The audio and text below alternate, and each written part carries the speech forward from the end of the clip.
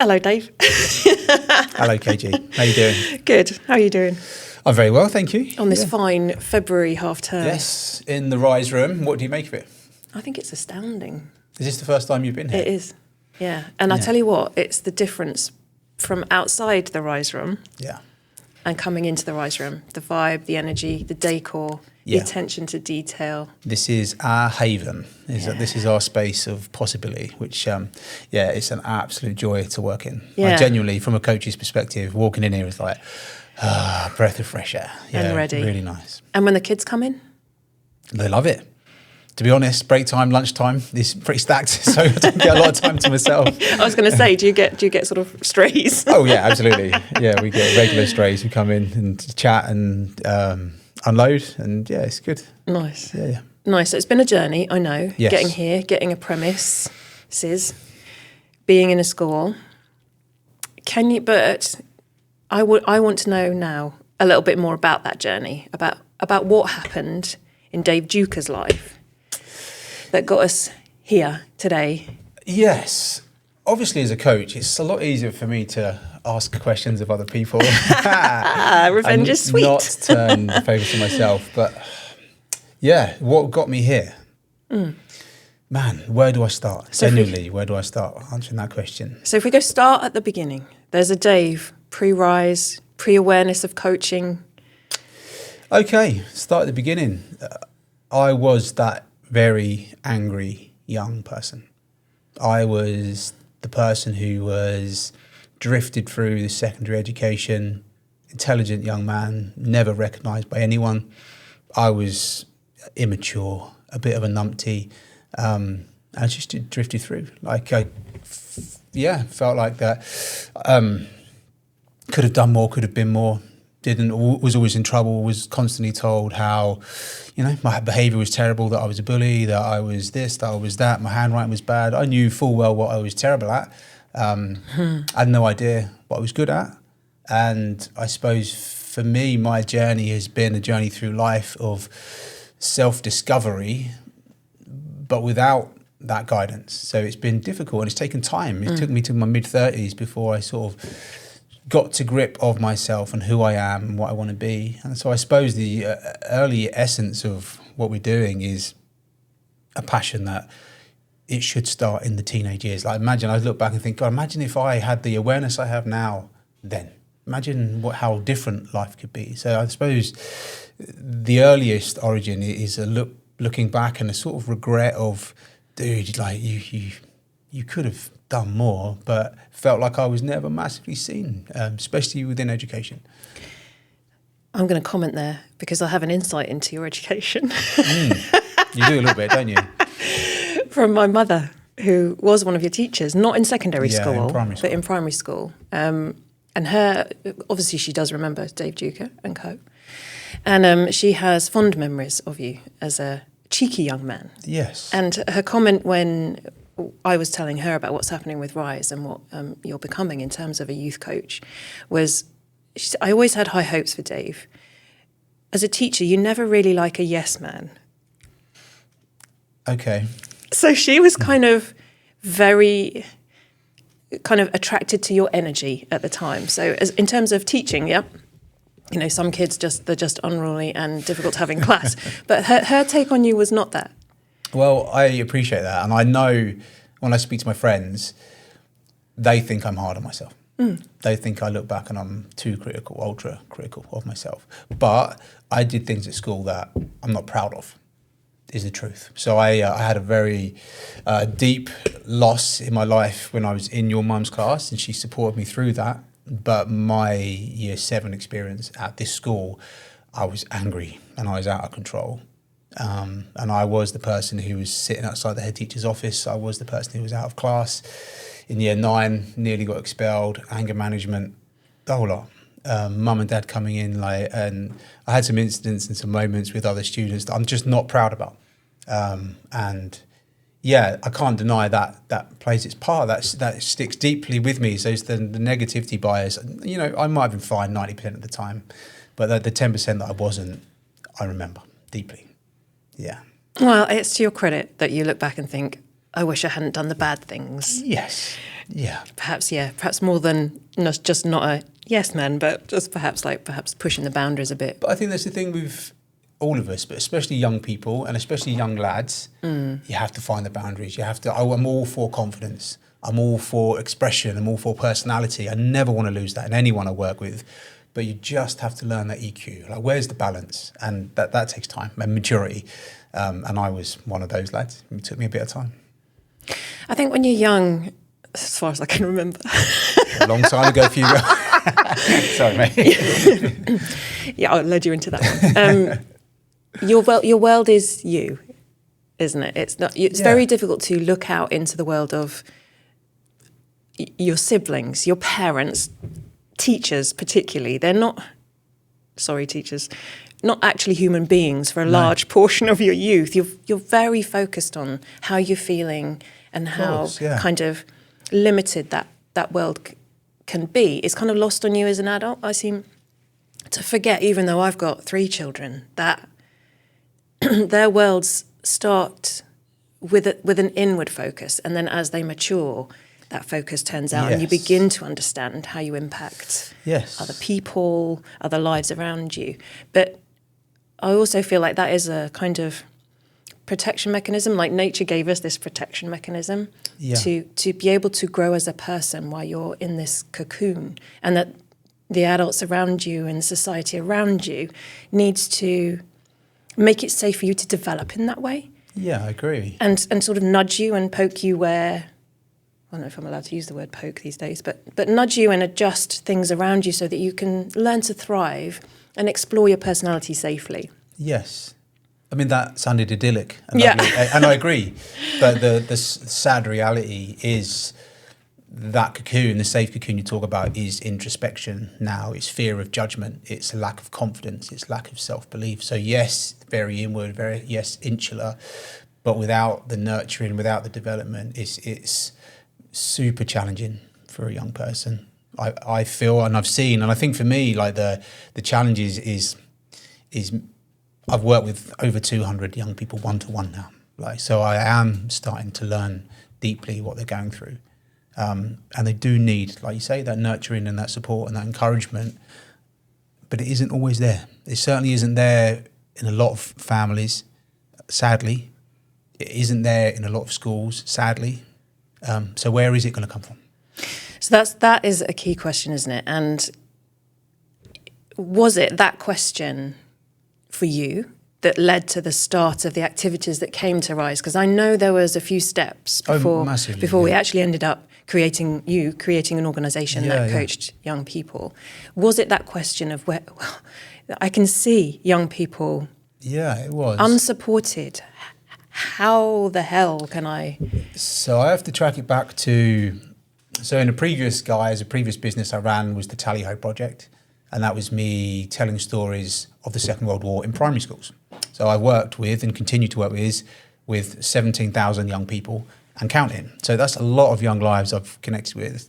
And what I saw when I was working in primary schools was initially the teacher would be like, just to let you know, they have a few problems, their behaviour would be terrible, they might leave, blah, blah. And they would point out and highlight 3 or 4 individuals that they've written off. And you can guarantee, probably because of the nature of the talks, it was all about rising to the challenge and a generation who overcame. Those same 3 or 4 would be the people who were locked in, who loved it, who were engaged. And it happened time and time again, school after school after school. But what really got me with the work with Tally Ho is I would go in, do these big assemblies, go into the classroom, make meaningful connection, and then leave. And that broke my heart. I'd literally, there'd be 2 or 3 young lives who I can see were like, oh my God, they really started to understand. But spending one day isn't going to make any meaningful impact. So I think the essence of what we're doing is like, yes, you can make a small impact to a lot of people, but we need to do more. We need to spend more time with young people. We need to nurture them. And to do that, it needs to be one-to-one, and it needs to be over a longer period of time. So Tally Ho taught me an awful lot. Like, I adore the energy and the buzz of primary school. Like, it's epic. It's like so light and fun. Kids skipping around. Everything's completely possible. It's amazing. And it's true. Listen, I know primary schools are challenged at the moment, and they're probably experiencing some of the behavioural problems that secondary school are, and with respect. And lots of other things. But I loved it, and I love it. But the challenge was clear. Young people needed more. They needed more from a local organisation. I suppose that played a big part in Rise. That was a natural building block towards Rise's journey, really. Yeah, it was a bigger impact, a deeper impact over a longer period of time. Yeah. So my first introduction to you and your work with children was the Tally Ho one of the first project. people to come and see it. I came to one of those epic assemblies. What was your impression then when you saw the Tally Ho assembly? It totally blew me away. I can remember eating a ragged peanut butter sandwich on the way there because I think life had thrown me some challenges on the morning of our visit, and I was determined to come along and see you in action and see these stories. For me, it was the stories of World War II, of Battle of Britain, that I'd sort of touched on hearing you talk about, but wanted to see the children's reaction to them. And I know, you took props, you set a sound system up to bring like 1940s sounds to the kids, aircraft sounds and the music from the time. There were posters, the famous Churchill poster of, we need you. And sort of shells, empty bombshells, flying goggles, jackets, so everything. many props to bring the actual time to life for the kids in the room. You set all this up, you could kind of set the scene for them, and then the children would file it. They filed in for their assembly, kind of blown away by what was happening around them, already alert because their little environment had changed. It wasn't their normal school hall today. And then you would step into one story after another of people who in that time had made a difference to the people around them, not only survived, but kind of used all of their energy to make a difference in their daily days, right from the Battle of Britain pilots themselves to people on the ground firefighting, refusing to give up, coming together to rescue people who perhaps otherwise would have been left. And I remember the children's faces, because obviously my job that day was there to observe, although it was difficult not to get hooked into the stories. And then you would ask the kids to come up first, to become part of the story. So they were allowed to wear some of the props and kind of help you bring another story to life. And kind of kids who kind of interacted during the rest of your talk would be chosen, really, to come up. You had already spotted, even though you were telling stories, the children who were most engaged and perhaps would feel most special about coming up to try the equipment. And then that would finish, and you would kind of just calm the room down, change the tone a little bit, and ask them to think about a time in their lives where they had shown some of the values that you had talked about in your talk and kind of explored by telling the stories of these individuals from the time. It's the honour, courage. Duty, unity, courage, resilience, positive action. Now, these are words that trip off your tongue, but may not have been even said to these little ones in the room. And suddenly they were understanding where they sat in these stories of great adventure, really. You said to them very clearly, think of a time in your life where you have used one of these values. And share it with us. Who wants to share? And who wants to share? Yeah, absolutely. And then they told their little stories of where in their life they'd made a difference or just done something that involved one of these values and brought it to life for them and brought it home to them. And because they were telling their versions of the stories, the other kids in the room were mesmerised. I don't think there wasn't one scratching their nose or stimmying their stimmy. They were 100% focused on what was happening in the room. Yeah. Very special. Kids love storytelling. Kids love storytelling. Yeah, that's what it's all about. Yeah, it's not just storytelling. It's that kids love, I think and this is partially why I'm in the room as well. My belief in storytelling goes way back. It's part of my career in marketing. I think the human brain responds most positively to stories rather than lists of facts. Yeah. And education itself can be informed by the stories that are told to everyone, really, but particularly to the young people in the room. And it's missing. Absolutely. And we'll come back to society and why that is. With like Rise, I had to work hard over the years to distance Rise from Tally Ho. The gap between what we're doing now and the history side of things is clear. Rise is standalone organisation, but my passion for history taught me so much about humanity, taught me so much about, and that's all my passion is. I'm not interested in leadership and tactics and those sort of things. It's the history of people. How did you rise? How were you able to? Let's learn what's good, what's bad. And there's so many lessons that we can pull from it, and so many lessons that I have pulled from it. The biggest single thing when I sat down and spoke to all my friends who were veterans who I interviewed was this belief that we can achieve the seemingly impossible if we stick together, if we're courageous, if we're resilient, if we take positive action. Do you know what I mean? We can serve, we can be of service to other people. We can do our duty to other people. And that is what I've overlaid over Rise. Like when you look at what we're trying to do, like we have a state-of-the-art coaching centre within secondary education in 2 schools. Who would have thought that was possible? Like no one really understands what coaching is, but here we are. And what's to say we can't have this centre that we're in now in every secondary school? What's to say we can't wrap that support around every school in the country? And I think the thing is that I learned from the tally-ho days is huge, seemingly impossible, insurmountable problems. Just break it down one step at a time. Surround yourself with the right people. Surround yourself with people who believe, and we can overcome and achieve anything in life. And I'm a massive believer.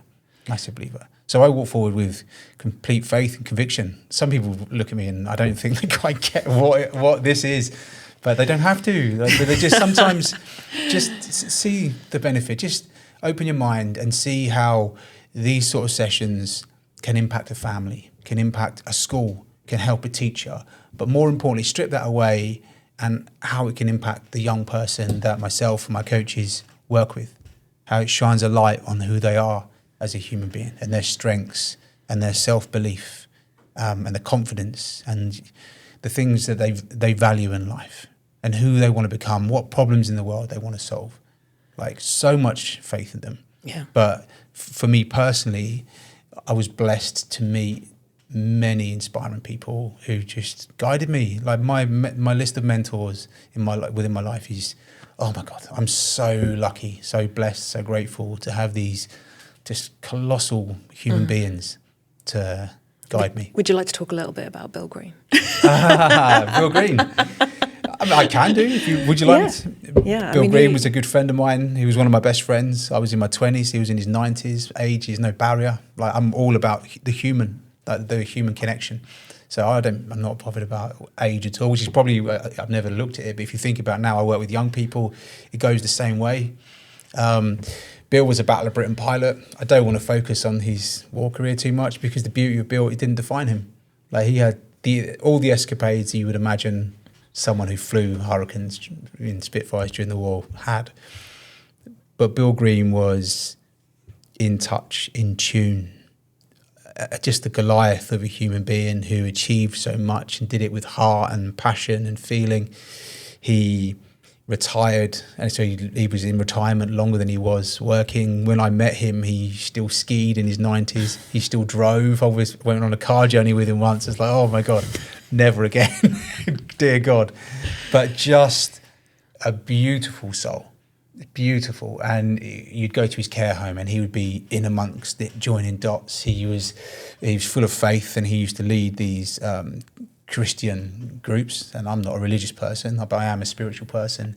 But it was one of the most powerful rooms I've ever been in. It was at a time when my sister was battling cancer, and Bill joined us all together, and he said a prayer. In my mind, it's sending some positive energy, some positive love, but the power in connection, the power in people, like the strength that came from it rocked me, like to just rocked my core. So Bill was one of my biggest supporters, always. I can remember clearly a message he left me once, voicemail message saying, hello Dave, it's Bill. I just wanted you to know that you've got a lot of talent, a lot of entrepreneurial talent, and I just thought you should know that. And that was it. There's no other reason, but he reached out, he took the time to connect, to see me. Do you know, I was seen, cut through the crap. And there's another human being from a different generation who can see what I have to give in the world. And not enough people are lucky enough to have that. So Rise shines that light on people. Like so many people and young people are written off They're just written off. Like we meet, honestly, on a weekly basis, so many young people are just like flat down, written off. Systems given up, homes given up. And for us, park that. Forget that, I'm not interested. Who are you? It's good to meet you. Wicked. What are your interests? What are your passions? And we shine a light on the real person. And it can give young people a lift, but also fundamentally, it can set them up for life, because how much more fun is the journey of life when you know your strengths and you know what you're good at, and you can tap into them and share them and do some good in the world with them, and tap into your future. And really you think about, what would I like my future self to be? Like and how exciting is that, to allow yourself to think of the adventures. And but I was lucky enough to have that with Bill Green. An absolute, just a legend of a human being. Yeah, game changing. An absolute legend. Yeah. I wish I'd met him, but I feel like I know him. Yeah, I'm sure most people do. The amount I talk about him. But I think it's interesting. You use some language there, some dark and light came into your sort of your natural way of talking about Bill Green and what he brought to your life. And I imagine he'd experienced some pretty dark times in his life, without going into any detail. And you just briefly touched on your sister being ill. And I wonder if you would explore your own dark time. And I know that Bill Green came at a time when he shone his light, and he shone it into a pretty darkening place and time in your life. Is there another more personal experience that you've been through that's meant that Rise has real meaning to you, and the work that Rise can do with I think people? there are a few. I think that for me personally, like that time in my life, my sister was very ill, an absolute warrior. She obviously fought back, pushed back, just an amazing human being. But it was hard going, and I had a breakdown, and I was in a personal state where I felt like an empty shell. There was nothing. I was just gone, mentally, physically. I didn't have enough energy to lift my own kids up. So one of the hardest points in my life was when my best friend came round, and he was lifting the girls up, throwing them around, and I was just curled up in the corner of the sofa. I literally just couldn't do it. And it was heartbreaking. But I think because of my growth mindset, like I always want to learn. And that's the beauty of this podcast, is it's about learning. And I switched my mindset from empty shell to blank canvas. It's like, okay, there's nothing there. What do you want to paint? Nice. And it was a case of, okay, control what you could control. So I was out of control of everything, but I could control what I ate, and I control how I hydrated. That was my first step, small steps. I can control how I move my body. That was painful, but let's get going. And then it was like, okay, let's build some momentum, and a thirst for personal development and learning started then. I was probably, 33, 34, and it hasn't stopped. I just love it. Always learning, always reading, always asking questions. I think that's why naturally I am a coach. And I had coaches in that period of time, and I started to see the power of coaching. Yep. So that played a massive part. And then in the early days of Rise, or when the Rise Tally-Ho crossover was happening, I was trying to understand. My daughter struggled in a big way. And to see the impact that had on her, and that was all about education and the pressure of exams, and fear of judgment, fear of failure, like this system which can be quite intense unless you manage it properly. She had some really intense struggles, and it put my wife and I in a situation where we were in hospital. Thankfully she was okay, but thinking, well, we could walk out of here without her. Like, we could lose her here. And to have that awareness of, oh my God, other parents have walked out of this situation without their children. And it was like, oh my God, that struck so deeply. So I feel like if there was an essence to what Rise could become, that was the fuel. That was the young, what I saw as well is how little support there was. We're really sorry, but your daughter doesn't meet the criteria for support. Okay, given everything that's just happened, she doesn't meet the criteria. Okay, brilliant. So what? We're just left alone as a family to deal with this. And obviously, we're very lucky to have been able to, get support and find private support, but the passion for proactive, preemptive support that doesn't wait for young people to get to that crisis point before throwing them what we can. It's like, come on, let's get in there so much earlier. Be proactive, preemptive. Let's hear what they have to say. Let's help them to understand who they are long before that point, and just positively alter the trajectory of their life. Yeah. So that was a game changer, like unavoidable game changer, and that fuels a lot of what we do at the moment. I think those dark times, when you witness them in a young people's life, it seems so unfair. I know that someone that was key in your development as a coach, Sam Moinet, he frequently quotes, and I don't know if it's a kind of more a formal quote, but he says it's better or easier to keep a young person well than to fix. Yeah, it's easier to build strong children than it is to fix broken adults. Yeah. I think it's a Douglas Adams quote. I may be butchering it, but that's the essence, So that now is the time. And if you think about a young person, 80% of mental health challenges are established by the age of 18. They're there, established.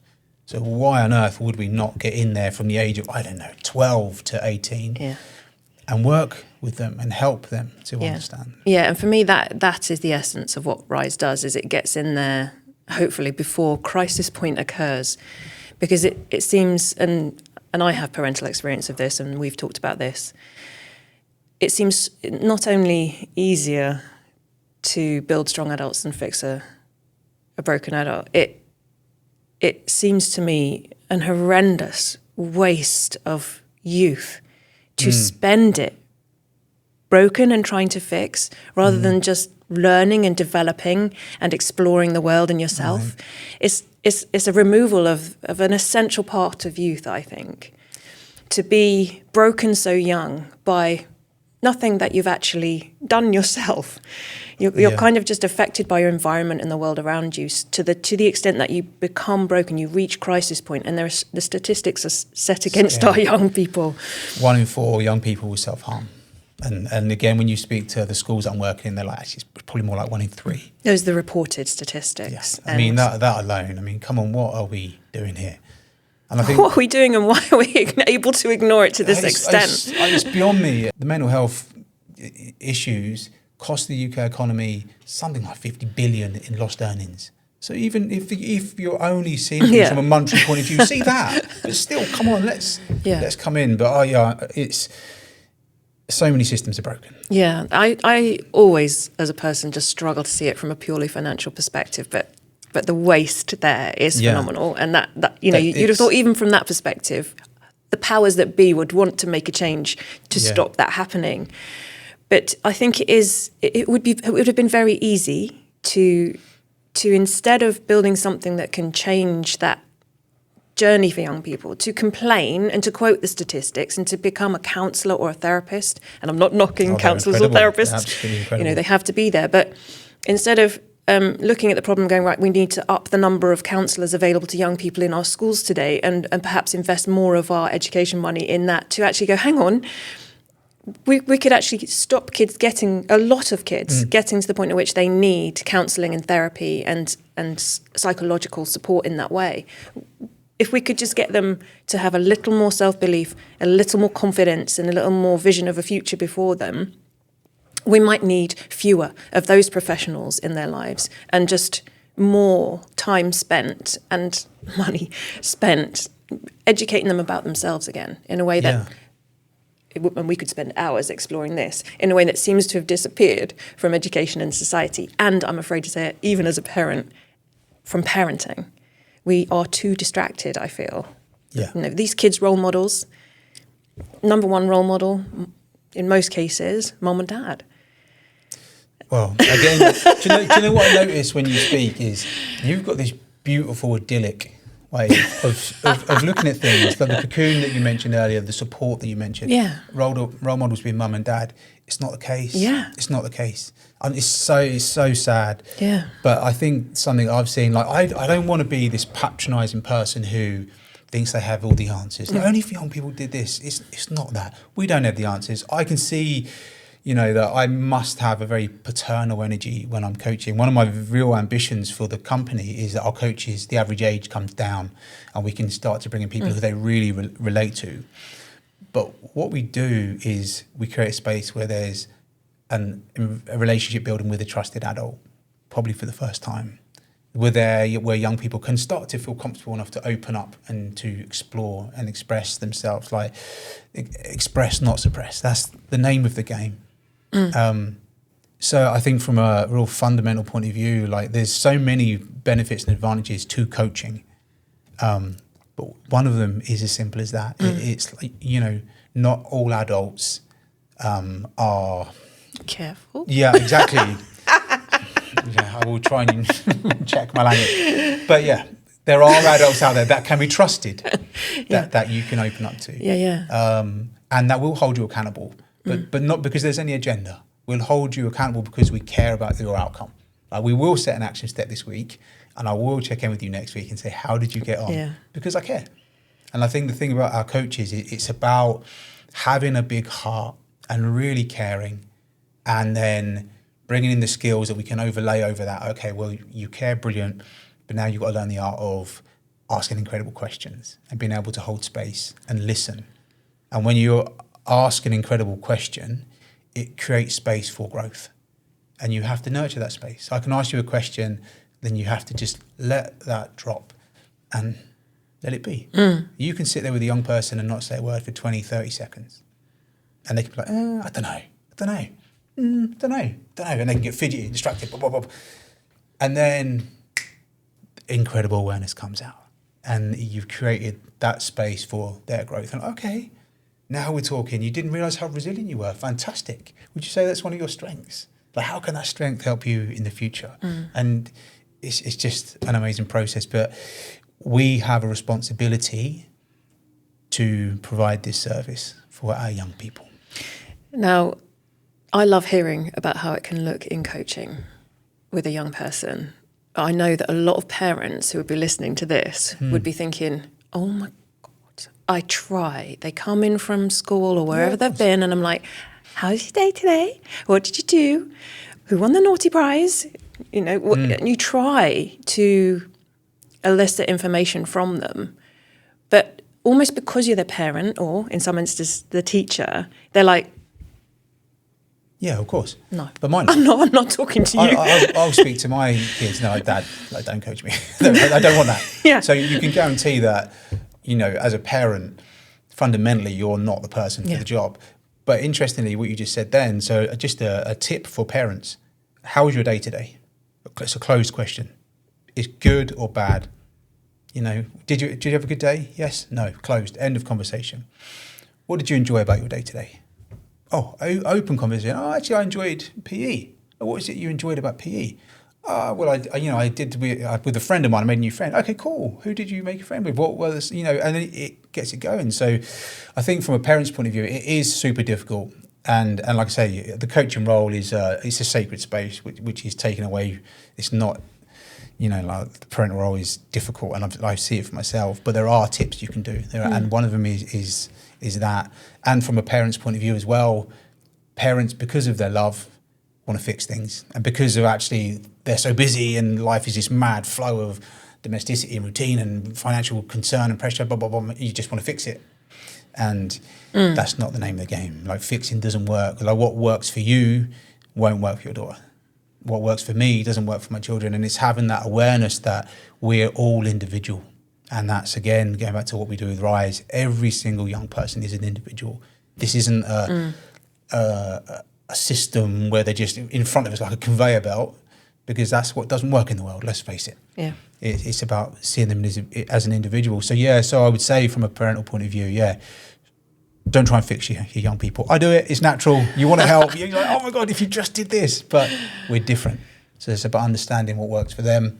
And it's about keeping things as open as possible. So you'll find with a young person, what I've found is when you're needed, and you have to be ready for those moments. So you'll find that your son or daughter may come to you, and when they want to talk and ask, it'll be a fleeting moment, a fleeting opportunity. As a parent, you've got to be ready for it, and you've got to be prepared to stop what you're doing During our coaching training, there was one module and it was turn down the P's. And someone had been coaching a young person and the mum was always busy. And in this moment, she was doing dinner and she had peas on the hob on the boil. And she's like, Mum, I'm trying to talk to you. Mum, I'm trying to talk to you. For God's sake, won't you just turn down the peas? And it became our mantra, turn down the peas, which means in that moment, what you're doing, if that opportunity arises, stop what you're doing, put your phone down, stop scrolling, turn the peas down, whatever it is, and be like, yeah, what do you need? Yeah, I think a lot of parents would recognise the Difficult, got to keep the peas boiling it's moment. Difficult. And the thing is, like I say, I am no expert. I am a parent and the same struggles apply to me. But there are elements of my coaching has made me a better dad. Yeah. That's the biggest compliment I can have. When someone asks me about coaching, why they should do it, or, should they do it, that's the truth. There's been moments where my girls have opened up to me because of how I'm able to create space and ask questions, which they would never have done before. I didn't have that ability. So coaching has made me a better father, and that's, well worth it. Yeah, nice. And I just want to just explore a little bit there. We've kind of touched on the fact that as a parent, you're not an ideal coach because you're the parent and quite often part of the mix that's brought difficulties to the young person. And as a teacher, you're probably not the best coach, although I know that some teachers do kind of end up being the mentor that these kids need, because you are the system in the eyes of the young person. You kind of represent an institution that they're already partially set against just because of their upbringing or society around them. This unique position that a coach can have with a young person to influence their life, to be there, to be a present person in their life who will gently hold them accountable to their own self-discovery, seems to me extremely valuable. And I know that there is a vision for Rise to be an organisation that starts the process of quality coaching being available to every young person, not just in the few select schools where Rise turns up with its, exceptional coaches and helps as many young people as it can. But for there to be, like you've talked about your parenting style altering because coaching is now such a big part of your life, there is an opportunity, which I'd like to explore with you, where coaching of young people becomes part of their education and upbringing, rather than just an add-on that occurs to prevent a crisis occurring, but more of a, here comes my idyllic vision of the world again. But I kind of tap into that vision of the world where, yes, we can all learn, and I feel like saying again at that point, we can all learn again as adults how to be there for our young people, how to help them focus on themselves, how to give them a vision of the future, and how to give them some hope back. Have you got anything else to kind of add to there is a vision of the world that Rise believes in where quality coaching 100% is just there? Yeah, I mean, for us, it is intrinsically linked to education and school at the moment. Like there will be offshoots of that in the future, but what we're able to do at the moment is provide coaching to young people that would never be able to access it. And that's why I'm so passionate about being within schools, because I'm working with some incredible people, and they are members of gangs, or they've been involved with county lines, or they're high achievers who are feeling intense pressure, or someone with, who are underconfident, just this broad spectrum of people. And I think that the thing about what we're trying to build here is it's relevant to the current education system, which is super challenging. But if there is educational reform, it is without a doubt part of the conversation for what education should look like. So I'm a big believer that it is important and here now, and it is also very much part of that future vision. The problem is we have to do it ourselves. We have to do it despite the education system to a degree. We have to do it despite the government. Like Rise exists because people believe in us and back us, local businesses, local people. And that's what makes it beautiful, because this is about community supporting their own. It takes a village to raise a child. We're living proof of that. But it shouldn't be like that. It shouldn't take a community to have to stand and do it. But I think for us, we're all about actions, and we will let our actions speak louder than our words. Like we will create this positive wave, and we'll see how far it spreads. But I completely agree with you. Like I'm an optimist, and to a degree a visionary, in as far as I have a vision of the future, and it involves this sacred space of creation where we can nurture possibilities for young people across the country. And imagine, like, you'd be so proud to be, like, at the moment, in terms of national identity, give me something we can be proud about. Not a lot at the moment. Give me, you think about the world that young people are living in at the moment. Without going there too deeply, but you're in a world where... I think we should go there. I think the world they're living in is very different even from, I mean, I'm a bit older than you, but it's very different from the world I grew up in, and it was taking a bit of a downturn then. So 3 or 4 decades later, it seems to me like community and fellowship, positivity and direction, like unbiased insight, and just good sense is just missing. Headbutt the mic. It's just really hard to find for kids today if they're not blessed with switched on parents and families, and I think so. I agree, and I think the first thing I want to say before we talk about this is, again, like, I don't want to patronize young people by being like, here we are with all the answers. Like, far from it. I'm not saying that at all. But the young people I work with are incredible. They've got this incredible energy, this incredible spirit. They've got this real hustle. Something comes in, like, the start of every year, I do vision boards with all the young people I work with. What do you want this year to be like? Let's set some intention to it.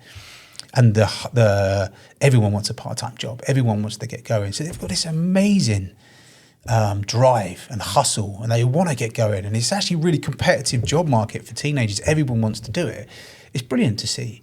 Lifestyle choices are so much better. Drinking is almost a thing of the past. Gym memberships are on the up.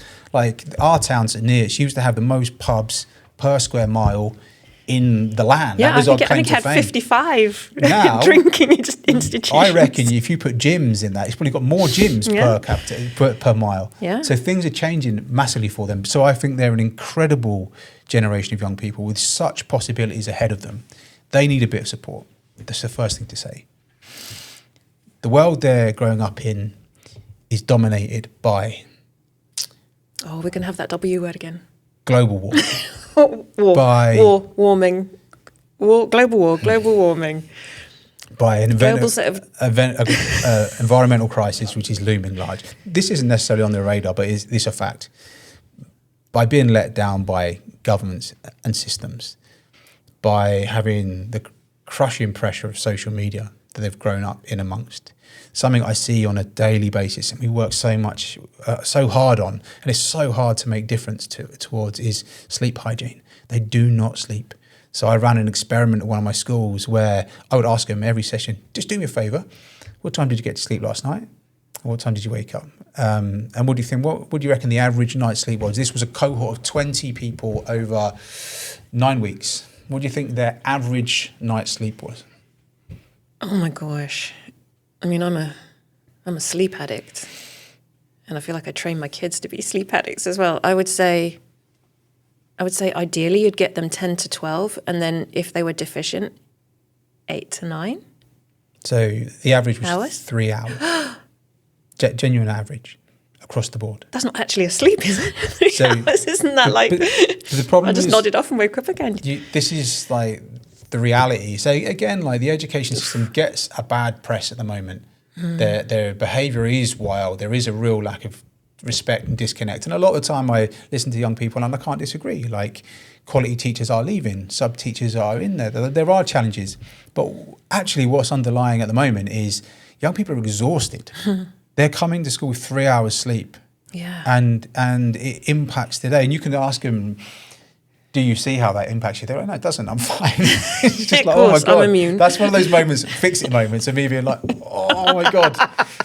But genuinely, that is a huge challenge. But anyway, I digress. The world they're living in is super challenging, super challenging. And we're probably blessed that our time on earth will be just about okay. Theirs is going to get incredibly challenging, and their offspring are going to be in amongst the world we don't even recognize. Like, you think about the changes of AI, some of it is just mind-blowingly incredible, but there is going to be a lack of opportunity, a lack of jobs. Unemployment is going to be, you know, for a vast proportion of people, a lot higher. There's going to be challenges they have to face. And I think that what we're saying here is, let's put in those building blocks of resilience where you're able to navigate changes in your life and challenges in your life. And it doesn't break you. You're able to sort of lean into it a little bit. It can be, okay, this has happened. What action do I have to take? What's next? And where do I fit? Who am I in this? Yeah, but Which they is know, that key question, who am I in this? Exactly. You know, which is the fundamental crux of most people's good mental health. But that pace of change that you just touched on there, I want to pick up on that if you don't mind. Just this week, there's been in the news that the UK government will ban social media channels for under 16-year-olds. Seems like good news for most parents and people involved in youth health and mental health.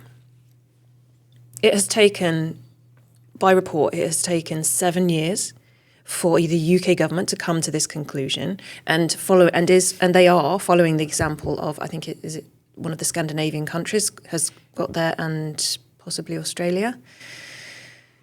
The way in which this is going to be banned has not been defined clearly yet. And obviously, we all know that a lot of young people, once they're faced with a ban on something, it becomes even more fun to be kind of involved in the kind of back activity around the forbidden thing. It becomes a little bit more attractive. My worry about the pace of change and the adults in the world at the moment is that we are not keeping pace well enough to be able to maintain the health and mental health of our young people moving forward. Yeah. We're already kind of a bit shocked by the pace of change. Testament is that it's taken 7 years for the UK government to think about banning social media. That's a governmental thing, isn't it? Let's face it. But most adults have known that social media perhaps isn't best for their child, but most adults will let their young person scroll on social media for at least 2 hours most days, just so they're in touch with what's happening in the world. Incredible book, The Anxious Generation. It says that adults have become super protective when it comes to letting young people out physically into the world. You cannot go out this, bad things happen. Yeah. And so you stay in or you come in this time, and they're so protective over it. Yeah. Online, they're like, yeah, cool. Freedom, have the world. But it's impossible to manage. And again, I do it, so this isn't me. There's no judgment, because I'm like, my wife and I go to sleep. My kids are in their bedrooms with their phones. Yeah. You know, who knows? It's just because it's we haven't realised the jeopardy that they're in because of that. And I think is partially to do with the pace of change and our trust in the things around us.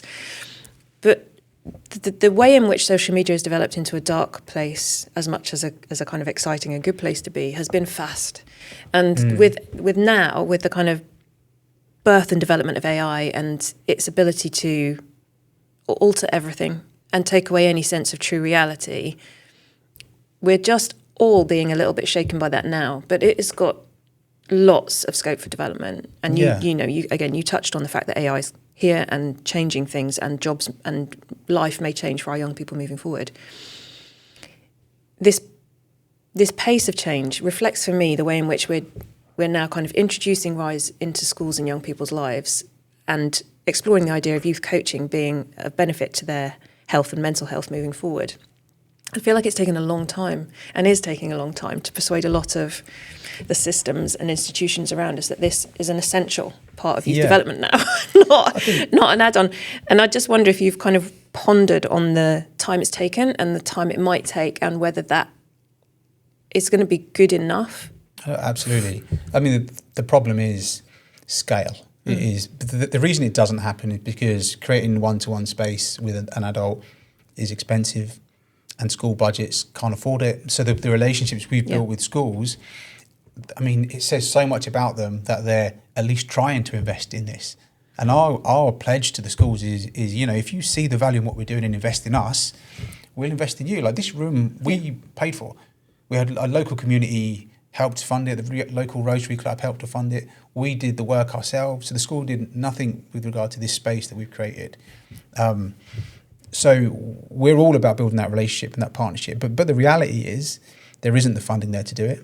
The funding from the government, which is the mental health support team, like, great, but I'm very sceptical with anything the government does. So again, it's on us, it's on the community to do it. So with regard to can we keep pace, it's going to be difficult. Is it possible that we can make a meaningful impact locally and then create a blueprint that can be spread across the land? Yes, very much so. Yeah. So why can't we open coaching centres in all the schools within our county that is paid for and funded by the community, by local business, where we get incredibly talented coaches in there with lived experience and a younger average age, so they're relatable, and make an incredible difference. And that's the blueprint that I feel like if we can create that in our community, why wouldn't you then just spread that across the land? Yeah. We've done it. We're not waiting to jump through the hoops of the government or anyone else. We've done this because it needed to be done. Yeah. And the reality is that's the world we live in. If you want something being done, you have to step up. Yeah. And there's no incredible. choice. And I think it's fascinating as well that local businesses have come in and supported this work pre-evidence, really. Yeah, I know we're collecting impact data on the impact that Rise is having, but they've come in pre-evidence and supported the work you're doing. And, business people, wily people, they can see that investing in young people now gives them a workforce they can employ in 5 to 10 years' time. It's not stupid that they're getting involved. And yes, you would hope that that can be rolled out county to county across the country, and that businesses everywhere can see the benefit of giving young people the strength to believe in themselves and a vision of the future. It makes them better employees. Again, I come back to the point that I'm not always all about the money. The government then also needs to start investing in that initial health and mental health of young people right at the start of their journeys to independence, really, is what we're talking 100%. about, isn't it? Because secondary school is like step one in your journey to independence. Well, primary school, step one. So we were having conversations with primary schools about would we put something together for them. And where we're at the moment, we're committed to, this phase of our growth. But wouldn't it be amazing if you had a Rise influence in year 5 and year 6, where young people were starting to learn about themselves, and then that transition to secondary school, and Rise are there as well, and you carry on that journey. Yeah. It must play a part in our future. It can't only be me and other select few people who can see the power in what we're doing. There's an incredible lady in Yorkshire, in the Leeds area, called Karen Cruz. She gets it. Flourish Mind, she's been doing it for longer than I, and I've learned a lot from her. And she has, I think, 15 or so associate coaches now out there making a difference. Yeah, nice. And she's got a model which is sustainable, and she's growing, and it's making a real difference, and it's being recognised. And so we're very much, of that mould. Again, coming back to the money, it seems a shame to me, with my socialist attitude to the world, that it has to be a private business that kind of puts this ideology into action for the young people around us. So I know that I don't know about sorry, what was her name? Flourish Minds, Karen Cruz. Yes, I don't know if Karen's Flourish Minds is a business or a CIC like Rise. CIC. So it's another CIC. So there is this kind of business format where an organisation can be income driving, so revenue generating, but not necessarily profit making. Yeah, for the so community. All of the profit comes back. CIC, community interest company, is for the community. And as an owner of a CIC, we can't profit we can't benefit from the profits. Yeah. So that's what we forfeit. Like Rise could make £100,000 profit, and legally we can't touch it. Yeah. That's for our community. Yeah. But I feel, even talking to you, even now, chatting about it, I feel motivated and inspired to do it despite. That sounds like you do. My mum was right. Let's galvanise the community. My biggest problem is I adore the work. I love working with young people. I could tell you some incredible stories about young people that I've worked with, and I'm just gratefully consumed by it. But it means I don't have always the time and ability to step back from it I know I could bring more businesses in. I know the community would rally around more. I know that. But it's having the capacity and the time to do it. I have to build a team that is, trained in the Rise way, where then I can then step back and then we can grow. And I know that's a fundamental part of what I have to do next. But the just the joy of sharing that space. And when you're working with young people, you have these moments of self-awareness, of epiphany, but they're having it for the first time. Yeah. This is that you're with them on that real watershed moment in their life of I didn't realize that. I'm working with a young man who was in a gang, and we worked on a scale with him. On the one hand, he tried to be a nerd, he called it. He joined a new school, tried to be a nerd, fake glasses, the lot. Hey, what's wrong with being a nerd? Nothing.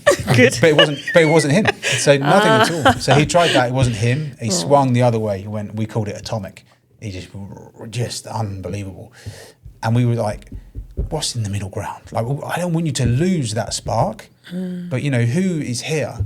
And his story was incredible. What he's been through is genuinely incredible. His journey, the things he's experienced at 14, the average person wouldn't experience in a lifetime. Just an incredible young person. And within, I think it was week 2 of his coaching, he said, I feel awake for the first time in years. Week 3, he had strategically stepped back from his gang and he wasn't hanging around with them. He got his action step that week was to get rid of all of his gang-related paraphernalia, of which there was a lot. And it was onwards and upwards for him. He's not perfect. That takes courage, right? Because from the little I know about gangs and county lines, there is a huge pressure on these kids to conform in their way. Yeah. And he stood up and said, this is actually guys. From their perspective, when you're a young person who is lost and then you have a trusted adult, it's like, come and chill with us, come and hang with us. Do you like this jacket? I'll get you a jacket. Yeah. Do you like the thought of earning money? Because obviously you don't seem to have, you don't feel like you've got prospects elsewhere. You can see how they're sucked into it. And the truth is, this isn't it's not boastful at all. He deserves the credit. But without that moment of self-awareness and weeks of it, we're not talking about one session. We're talking about, I think he had maybe 12 or 13 intensive weeks. And even now he is, still full of personality, still full of cheek and charm and everything else. But he goes to the gym every morning. Honestly, I learn from him. What I love about being a coach is we learn from our clients. Every day is learning for us. And he gets himself up, gets in the gym, has a workout, gets home, gets changed, has a good breakfast, gets on the bus, gets to school early. He's not in the reset cycle anymore, which he was. He isn't, the model student, but he is on a completely different path. He sees his strengths. He sees his... he was running his own business when he was 12 in London. He was a hustler. Do you know what I mean? It's just amazing. He was looking after someone very close to him, and he chose to do that. And working with people like that, I find super inspiring. And when I see him now, so in this room, there's a window in the door, and so I'm constantly, people are in and waving and saying hello, and he'll check in with me every now and then. And he just looks like a different human being. And the trajectory of his life has changed. Yeah, amazing. Yeah, and I can just recite so many stories like that, and I love it. I love it. It's addictive, man. It's this is so cool, and it works. You're strange, Dave Duca. It works. It works. I can see the energy of change, and seeing people's lights come on. Yeah, will be a reflection. Can I speak about him a little bit more? Yeah, go on. A young girl who I've been working with in a different school. There was a managed move on the horizon. Her behaviour was, pretty bad and difficult at school. And we had 8 weeks together, and we called it Project Independence. So she used to be independent, but she lost it. And this all came out through curiosity and these questions, and you understand how they tick. So it's about regaining that independence. So we put in an independence scale of what would step 1 of being independent, and then the top of the ladder, the top rung would be this managed move. And she worked through it. So step 1 was go to the shops on her own. Step 2 was meet certain people, and then we did a vision board for the year, and it was brilliant. But one of them was the managed move. So again, it puts these things, these action steps into focus in their lives. It's like, actually, this is kind of who I was. This is who I want to regain. This is what I'm aiming towards. This is, and she did it. Amazing. She did it. So I sort of said to her, like, so what I have is I have the Rise T-shirt, the much sought after Rise T-shirt. And you laugh, but it's actually, it's sought after and desired. And I sort of said to her, you keep working your magic and we'll keep an eye on your progress. And I'm connected with people. I've worked at that school as well. So I went in there last week and dropped off a Rise T-shirt for her. I left it in reception to say, well done, to say, keep going, to say, we've got your back. Nice. But she was brilliant. Her skill was she'd set herself an action step and then she would do it. And that's the key. Commit. Like you have these conversations with people, you gain awareness. It's amazing, but meaningless unless you do something about it. And that's the thing. I'm a big believer in positive action. Now you know this, then what? What? Yeah, what are you going to do about it? So each week we set action steps, and I'm always slightly nervous because I'm like, I really hope she's had a good week. Because you think at any moment, who knows? But I'm really proud of her. And I could go on and on and on and on and on about young people who I am insanely proud of, who I've seen such growth, such progress, and have benefited massively from the work that Rise does. Amazing. And I love hearing those stories. I could go on all day. I love it, Dave. I love it when you go on. But I'm gonna. We've seen the light. Take you back to your own referencing. I'm gonna ask you to consider a world where there is no access to youth coaching, where children have not benefited from what Rise can bring. That Rise has, and coaches like them have not been able to scale, and the system continues in its current format. And the pace of change continues as it is. Okay. What do you see as the prospect before these young people? Of a future without support. Okay, well, I can put it into maybe the context of some of the people I've worked with then. That would probably be the easiest way of doing it. I think it would be, you would have a generation of young people who were lost, who were disconnected, who struggled to form relationships, who struggled, the family that we idyllically talk about, like, it'd be difficult for that to exist. Like, you have young men at the moment who struggle to speak to, whoever it may be, girls or boys, but they're in their rooms, they're gaming, they're isolated, they're going down a rabbit hole, which is quite scary to witness. Like, some of the people I work with who are in that gaming world, it's like they're the hardest to break through to because they're sucked into it. I see a future without support where they're lost in the systems, and the systems are decaying and breaking around them, and they're, floating around aimlessly in a scary world.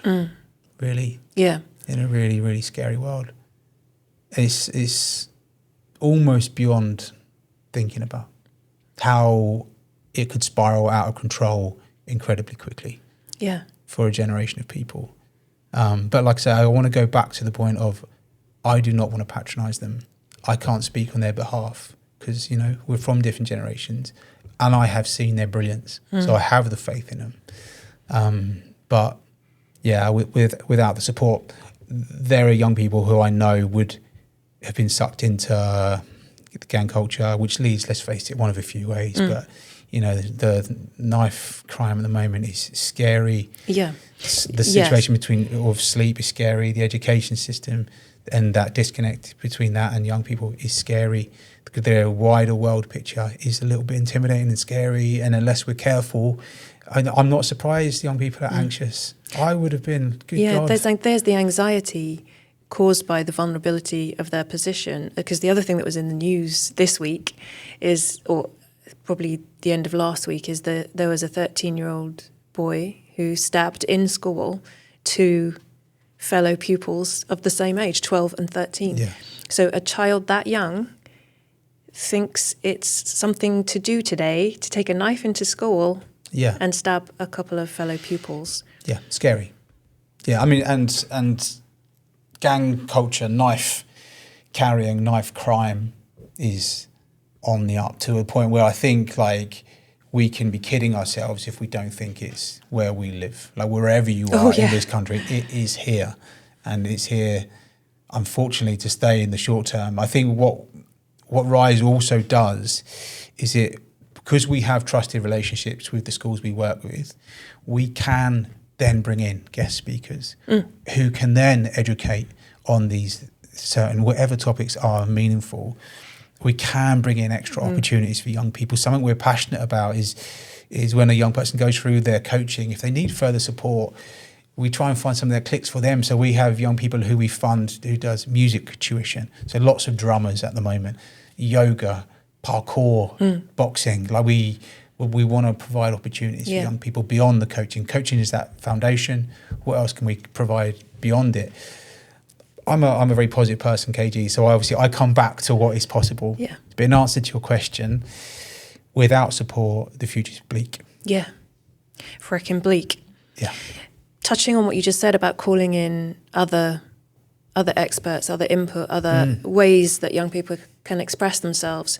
One of the ambitions for this podcast is that we get people in to talk about their area of speciality when it comes to youth health and mental health and well-being. We've touched there just briefly on music and physical well-being in terms of yoga and the kind of psychological and physical challenge of parkour. And I know that we're talking to other organisations and what they can bring to the portfolio, really, of activities that kids can do. But in terms of talking to people who you feel would be most relevant to the things that parents, teachers and kids need to hear about staying well and focused and having hope, what sort of field of expertise do you think we should... If we're going to invite, so say we were going to invite someone else to the table today. So come on in. I genuinely, you person from blah blah blah. Cannot wait. Is the truth. I can't wait. But I think I'm aware that I'm a good coach, but that I know I can improve. We can all improve at what we do. So what I'm really looking forward to with this podcast is learning, and is learning from people who really specialise in their field. And if we were to look at themes, the themes that I see are really important. Anger management is honestly something that we work regularly on, but I'm coming at it from a point of view where my training needs to be deeper. Like I am trained, I can deliver those sessions, but I can see the fact that we need an expert. So I'd love to learn from someone there. Yeah, great. ADHD, autism. So the neurodiversity 100%. angle, yeah. Yeah, without a shadow of a doubt. Grief recovery. Because the fact is, for all of us, sometimes life deals us a really crap hand. Yeah. And there's a lot of young people who we're working with who have been dealt a really, really tough hand. And is it just grief, or is it grief and trauma? Well, I can carry on. Are they? I was going to say, maybe grief specifically. Grief. Trauma. I think without a doubt. So grief, absolutely, definitely trauma informed, without a doubt. Training. Like, so to have people in who specialise in all these fields, lived experience as well, to speak to people who have been able to turn around. There's one thing, me working with young people who have had all these experiences, and like I say, I know I've said it a few times during this podcast, I don't want to patronise. I'm not saying I understand, but other people do. Yeah. So to learn from someone who maybe they were a high achiever, maybe they felt pressure descending upon them and it was crippling and they worked through that. Maybe they were on the streets, in gangs, whatever it may be. Yeah. Some good stories of people who've experienced excuse me, a lot of stuff. Yeah. Have come through and shone in their own way. The thing is, though, our team of coaches will improve and learn from it. We can all learn from it. And that excites me. I love to learn. This is the growth mindset. I think that's key. That's a key part of our coaching is the difference between a fixed and a growth mindset. And with a growth mindset, anything's possible, genuinely. So let's get them in and let's grill them. Yeah, basically. Yeah, let's find out what they know, and we can then provide a better service. Yeah. Because of it. Yeah. So there's tons that we can learn. So that for me, the beauty of this podcast is gonna be about learning.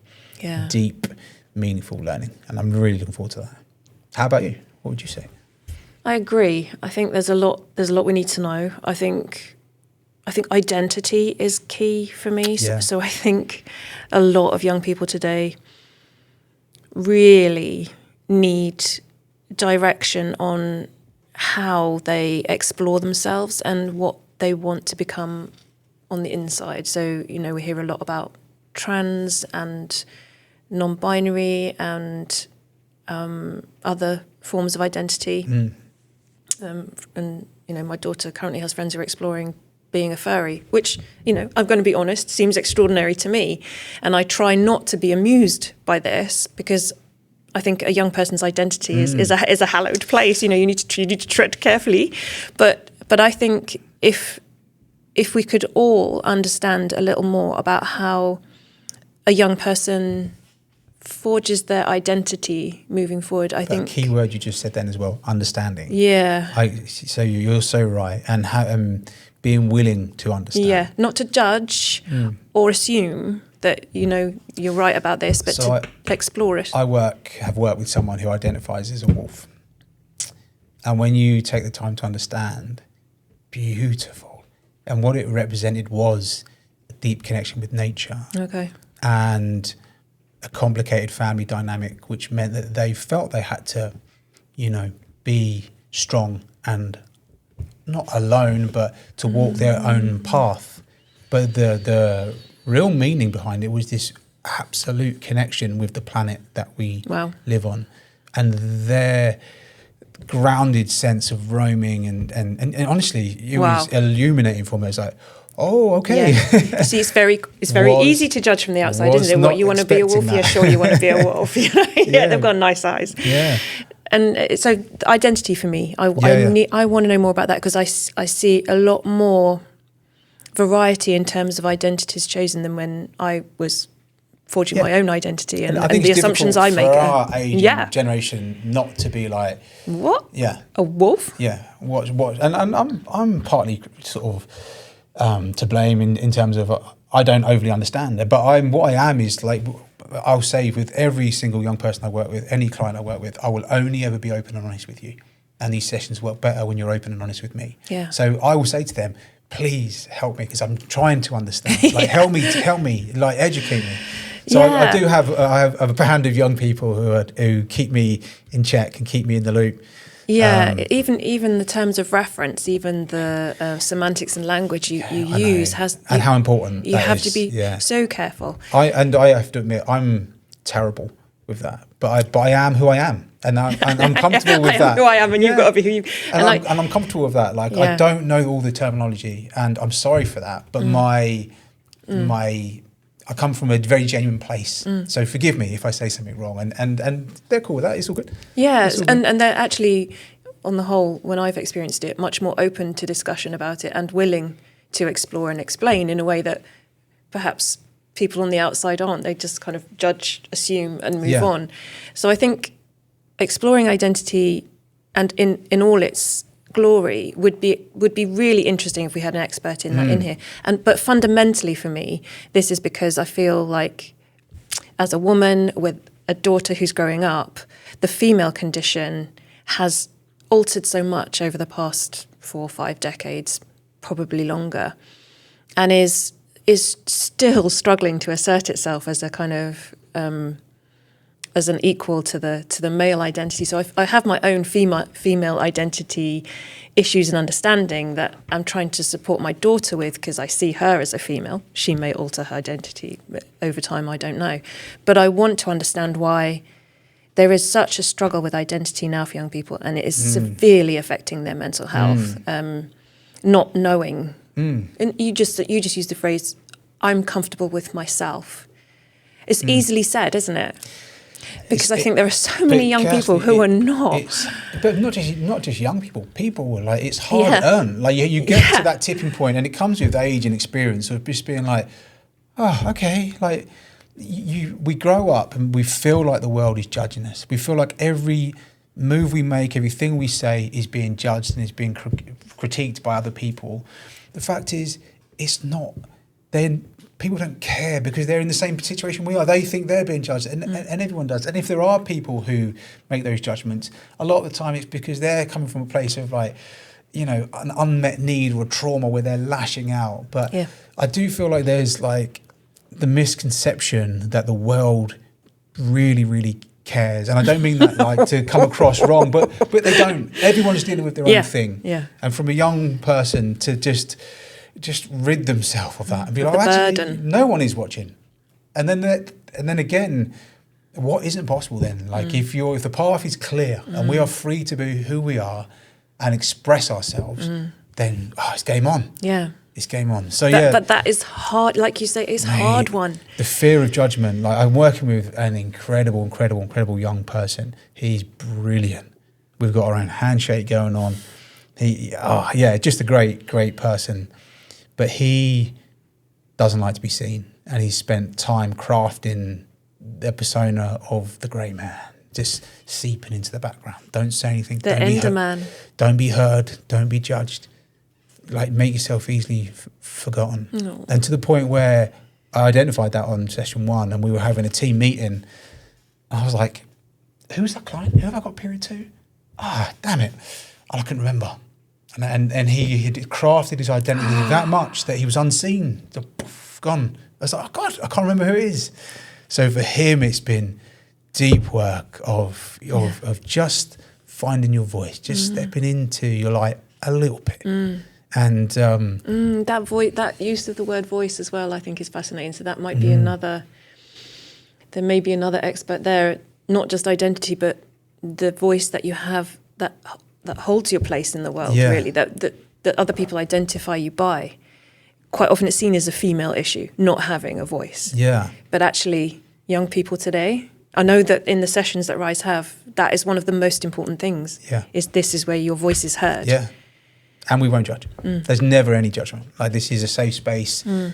You know, be free, open up, judge. Obviously, like, if there's a safeguarding concern, then we'll obviously share it. But even then, we do it with the young person's input. Like, okay, who should we speak to? It's not like, it's always a case of, what really has me out with coaching is we ask their permission, and it throws them off guard. Like, I will always say to them, do you mind if I just, and they're like, yeah, go on, do what you want, I don't care.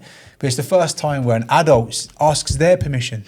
Could I do this? Do you mind if I just check my phone to show you a video? Is that cool? Cool.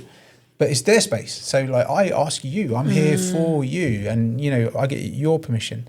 And it's a narrative change, which is so funny because it's so disarming. Yeah. Because they're like, okay, that's fine, you know, crack on. Yeah, that's interesting, though, that space of voice and choice.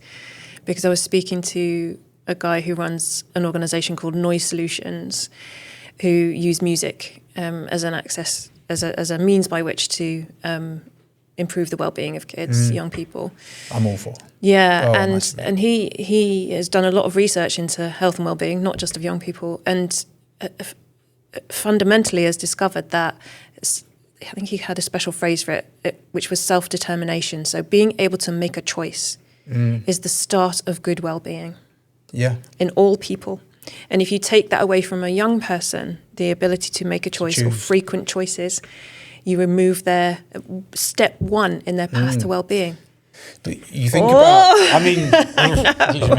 good God is so right. But you think about, you know, think about their lives. Yeah, and how that choice is removed. And at not all home setups, because obviously there are great families out there, but not all. In the education system. Yeah, you be here at X And again, time. we're not here to slag the education system off, but we're building meaningful relationships with the education system. But I think what anyone who works within education will say is it is extremely challenging, But it's preparing young people for a world that doesn't exist anymore. You know, it just is. It's, you know, be here at this time, clock in, clock out, don't say anything, don't move. Like, you know, listen, no, it isn't current as it could be. Now, massive respect to the schools we work with, because they identify the need for something like what we offer, and they back it. So massive respect to that. But the problem we have is it's always on a knife edge. It's always built on shifting sand, because one change in personnel and Rise isn't a priority anymore. And that's the problem we have. So I think moving forward for us, we have to have a funding model where we are funded regardless of the schools, not because of them. So where more businesses, more people back the work we do. What we've done is we've created credibility, we've created evidence, we've created relationships where we can be in any school in the county, is the truth, if it was funded. Yeah. That's the difference.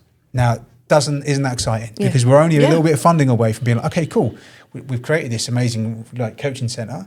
Let's do another one. Yeah. Let's go here and do it. And for me, I want incredible people to join the Rise team. I've identified my targets already, like that I know who they are. These, incredible people, Rise people. But I want those people to come in and really to express themselves and be able to help young people and I know they're passionate about doing it. It's also very possible. It really is. But we have to do it. We do. So we've touched on who is welcome around the table and at these podcasts. Yes. And we've touched on voice and identity and a few other things. I'm going to ask a real difficult question. Is there anyone who's not welcome to talk to us about the development of young people? In the you can take anyone in the world. Celebrity, non-celebrity, local, non-local. No. No, everybody's welcome because it's about learning. There's people who absolutely fundamentally I don't agree with and who I feel like their influence on young people is damaging. But it's an opportunity to learn. So you have to be able to open your mind and hear both sides of an equation and hear both narratives. So no, I would say to a degree everybody's welcome. But first and foremost, Rise people, let's get incredible people who want to make a difference, who know what they're talking about. Let's really hear their story. How do they know what they know and why does it work? And that's step one. There are people that influence young people that I work with that is fundamentally damaging that I'm very much opposed to on the male scene. And I would like to understand that more, but that would be a difficult conversation. Very difficult. Yeah. But I mean, God, cut all that out of your life straight away. I know it's important to stay relevant, but for me, it's important to focus on what I'm doing, protect my energy, be positive, be upbeat, and not be sucked into a negative rabbit hole where everyone's just like, oh, doom and gloom, what's the point? Because the point is it's possible. It's very possible. Positive change is possible. Yeah, and that ability to distance yourself from those facts as they're delivered, you're actually modelling, aren't you? Of course. How you feel like psychological and psychological well-being and well-being will be protected. Yeah. Moving forward into this world of choice and action, information. Like you have to act upon it. You have to, like someone else I work with, he's an older chap. Every single day he starts the day with he puts the news on, and he just immerses himself in that. And it was literally a case of, what could your day be like if you didn't? And it's something it's like a small step can have a massive impact. But I think you touched upon something really important, KG. We have to model the behaviour we want to see. We have to. We have to. And the young people that we work with, for me, some of the most heartening things is the young people that have been through our programme support other people. Nice. So I had someone who Mel had coached, and I found out that she'd been supporting someone that I was coaching. And that's what I'm talking about. You model the behaviour you want to see in the world. It is the name of the game, and we all have a responsibility to do that. Yeah. Every single person has a responsibility, and also added to that is you never know the difference you're going to make. And for me, that's a good reason to try every single day of your life. Like you just don't know how you're impacting someone. A smile, holding a door open, whatever it may be, can have a really positive impact on the world. So do it every day because it's your duty as a human being to play your part in that kind of society. And I learn from the young people I work with, they positively impact me, and then I tell them. So I'll go back. So I've got a lad that I'm working with who's committed to the gym, and I found it really inspiring the way he spoke about it. And I have been getting myself back in order because of him, directly because of him. He'll never know, and unless I say to him, it's because of you that I've started to do this, but I will tell him. You never know the difference you're going to make, and that underpins everything. So why wouldn't we? Why Yeah. wouldn't we share that every single day? Yeah, amazing. I feel exactly the same. I have tried all my life to model good behaviour on behalf of my kids and the people around me, but just recently I have copied the behaviours of my own kids. My eldest is a very I don't know what the word is, committed. He's very committed to exercise and well-being, both physical and mental. And he puts it first, before job, before everything else. He's a legend and a leader. Yeah. He is a natural leader. And he's leading me. And I think when you see that transition from when a young person becomes the leader in your life and the lives of other people, you realise the impact of everyone's behaviour around each other and the kind of, don't know what to call it really, the kind of spread effect that this It's the ripple effect. kind of work with, the ripple effect of this kind of work with young people is not just the sessions you have and the impact reports we can write on that. It's their impact then on the people they're with day to day. We have action steps where a young person who their action step was to call a family meeting and to lead it, and they did it. And so they came in the next week to report, oh yeah, I did it, and this is what happened, and just in awe of the fact they did it. But it was another coach who had facilitated that, and I had to say to them as well, please give yourself credit, because without your conversation with that person, that moment wouldn't have been facilitated. So yes, the young person stepped into their light, had the confidence to lead a family meeting under the most trying circumstances, but they set that action step because of the coaching. Yeah, incredible. So many important and powerful ripple effects. It impacted the family. Coaching can positively impact school. It can positively impact community, society. It can positively impact business. It can positively impact us as coaches. Yeah. Like the ripple effect is endless. And if you think, if enough people in this world of ours create a positive ripple effect, then then change can be made. Change is possible. It's there to be had. And I think people are. There are so many beautiful people in the world doing amazing things, but that it's never highlighted or seen. It's only the negativity that we see. But I don't buy into it. If you think about the people you come in contact with and the people we meet on a day-to-day basis and see, so many of them are genuine and lovely and are trying their hardest. And I think that's one of the biggest questions you can ask someone, like, are they trying their hardest? Yes. Can you ask anything else of them? If they're, under the most difficult circumstances, are they trying? Yeah. But yeah, brilliant. it's all so very possible. So, which is written on my back, which is on the Rise t-shirt. Come on. And one day will be a tattoo. I had a lad who wore his to school. He goes to school. A lot of the time he only comes in for his Rise session. So we'll literally come in to have our session together. And I got a message from one of the teachers saying that he had come in. He hasn't worn a uniform for years, though he should do. But he's wearing his Rise t-shirt. And I said, let him know that he now represents what we stand for. So let him be a beacon around the school. And yeah, that was his challenge that day. Okay, here's a challenge. Okay. I freaking hate t-shirts. If you ever see me in a short sleeve t-shirt, I must be doing gardening for someone else and have nothing else to wear. I've already rinsed through a couple of pairs of clothing. If we do 6 of these podcasts and we speak to at least 6 people who are making a difference to the lives of young people, I will wear a t-shirt on the last podcast. I will wear a Rise t-shirt if you let me. But I raise you. Oh. To wear a Rise t-shirt, you have to be the beacon. It represents something. Okay. So wearing it, step one, but what are you going to do whilst wearing it? That's what I'm interested in. So after 6 podcasts, you're going to wear the Rise t-shirt. Yeah. Then how are you then going to act as a beacon? What are you going to do with it? Are we allowed to talk about what I'm planning to do with Rise? You, by all means. So I will commit to becoming a Rise youth coach. Okay. So that's going to be, okay then. So game on. And then. I will wear the Rise t-shirt So with pride. for you then, wearing the Rise t-shirt is a commitment to studying and to learning to become a coach. Yeah. And to work with. To no longer just talk about the difference it makes, but to actually start making the difference. Game on, KG. Game on.